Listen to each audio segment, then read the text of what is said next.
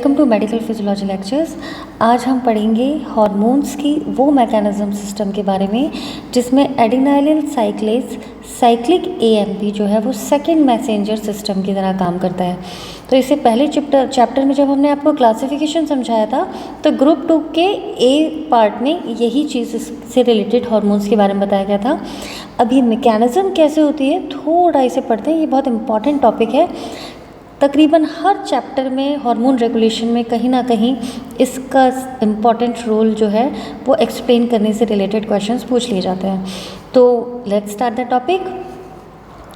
तो इसमें आने वाले जो हार्मोन्स हैं वो कौन कौन से हो सकते हैं? Adrenocorticotrophic hormones, angiotensin second, epithelial cells, calcitonin, catecholamines है, इसमें कॉर्टिकोट्रोफिन रिलीजिंग हार्मोन है, स्पेशली अल्फा 1 रिसेप्टर और अल्फा 2 रिसेप्टर्स का ध्यान रखिएगा कैटेकोलामाइंस में। Follicle stimulating hormone, glucagon, human chorionic gonadotrophin, luteinising hormone, parathyroid hormone, secretin, somatostatin, thyroid stimulating hormone और vasopressin, V2 receptor epithelial sales.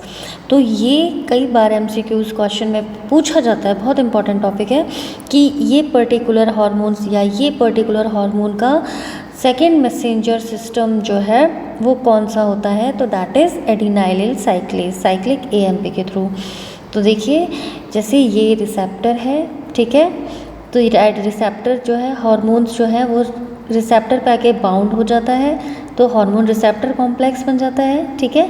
यहाँ पे जो हार्मोन रिसेप्टर कॉम्प्लेक्स है एडिनाइल साइक्लेज के थ्रू जो है इस ATP साइक्लिक AMP में कन्वर्ट हो जाता है, जिसकी वजह से inactive cyclic AMP dependent protein kinase active cyclic AMP dependent protein kinase में कन्वर्ट हो जाता है।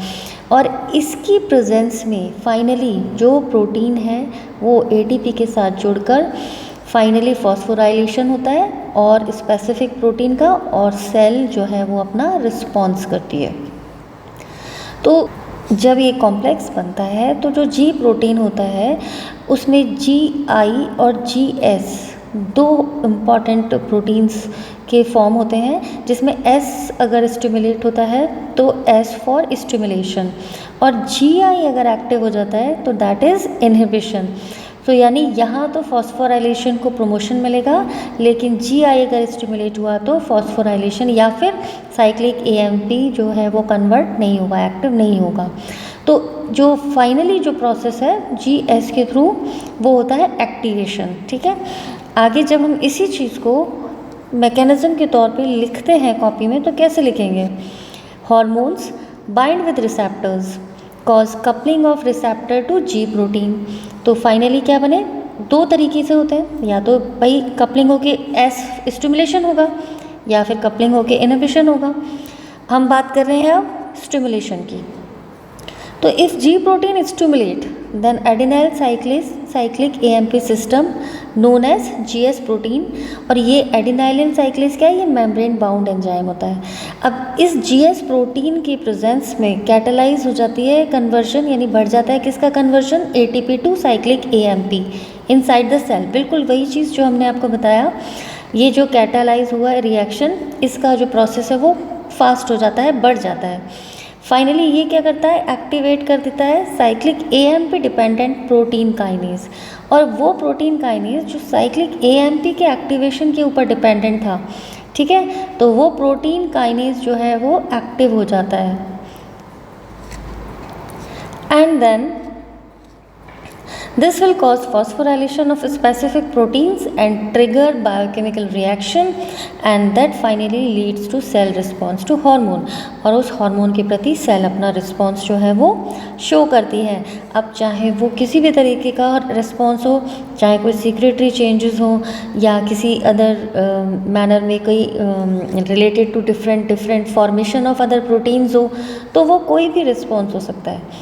अब हम बात करते हैं GI। अगर हार्मोन रिसेप्टर कॉम्प्लेक्स के बाद ये जो G प्रोटीन है उसमें इनहिबिटरी यूनिट अगर स्टिमुलेट हो जाती है तो क्या होता है? हार्मोन जब रिसेप्टर से बाइंड करता है couple to inhibitory G protein, तो finally reduce the formation of cyclic AMP, तो साइक्लिक AMP का फॉर्मेशन रिड्यूस हो जाता है and finally leads to inhibitory action in cell. तो यहाँ तो स्टिमुलेट हुआ था इसीलिए स्टिमुलेटरी इफेक्ट होता है और cascade of enzyme of reactions करवा देता है साइक्लिक AMP। इसका मतलब क्या होता है cascade of enzyme of reaction, यानी एक प्रोटीन एक एंजाइम दूसरे एंजाइम को स्टिमुलेट करता है, वो तीसरे को करता है। ऐसे करते हुए 1 2 3 कई स्टेप्स में जो एंजाइम्स हैं वो एक दूसरे को स्टिमुलेट करते हैं फॉर फर्दर स्पेसिफिक प्रोटीन्स के फॉस्फोराइलेशन के लिए। सो जब इनहिबिटरी होता है GI तो this leads to inhibition of the action of cell.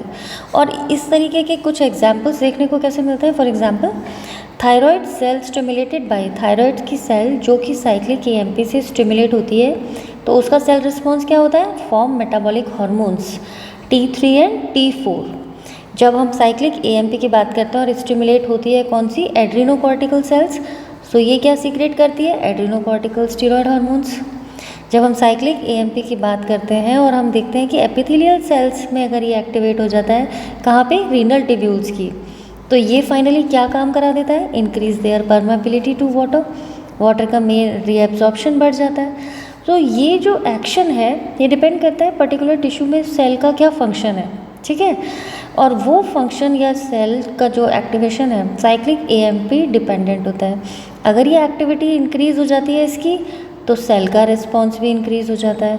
अगर साइक्लिक AMP की एक्टिविटी डिक्रीज हो जाती है तो सेल का रिस्पॉन्स भी डिक्रीज हो जाता है। So this is all about the hormone section by cyclic AMP adenylyl cyclase. और इससे रिलेटेड ये जो MCQ क्वेश्चन बनते हैं वो सारे MCQ क्वेश्चन ये आते हैं।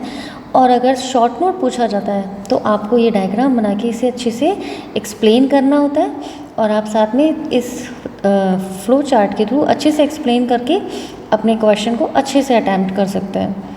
सो आई होप आपको चैप्टर समझ में आया हो। Wish you all the best, good luck to you. इसी तरह के और मेडिकल फिजियोलॉजी के चैप्टर्स पढ़ने के लिए हमारे साथ जुड़े रहिए। आपको चैप्टर समझ में आया हो तो please like and subscribe my channel. And students, मैं आपसे कहना चाह रही थी कि अगर आपको कुछ पर्टिकुलर टॉपिक्स के ऊपर लेक्चर्स चाहिए, समझना चाहते हैं, सुनना चाहते हैं, तो मुझे व्हाट्सएप पे यूट्यूब में जो मैसेज है उसमें आप मैसेज कर सकते हैं। मेरे टाइम शेड्यूल में जैसे ही मुझे मौका मिलता है मैं आपके टॉपिक्स पे नोट्स बना के उन्हें एक्सप्लेन करूँगी, जिससे क्या है कि मुझे भी एक और क्लैरिफिकेशन मिलेगा कि आप लोग क्या और सुनना चाहते हैं, कौन से टॉपिक्स आपके लिए इंटरेस्टेड हैं या किन अदर टॉपिक्स को आप कवर करना चाहते हैं। तो अपने जो रूटीन चार्ट में से मैं उन चैप्टर्स के लिए बीच बीच में टाइम निकाल के उसको हम फॉलो अप में करेंगे। सो आप लोग मुझे यूट्यूब पे मैसेज कर सकते हैं कि फर्दर टॉपिक्स पे मैडम आप प्लीज़ हमें गाइड कर दें। देन जैसे ही मुझे टाइम मिलता है मैं उसको व्हाट्सएप पे यूट्यूब पे शेयर करूँगी अपने लेक्चर्स के साथ में। So thank you, wish you all the best, good luck to you. Please like and subscribe my channel. Good luck.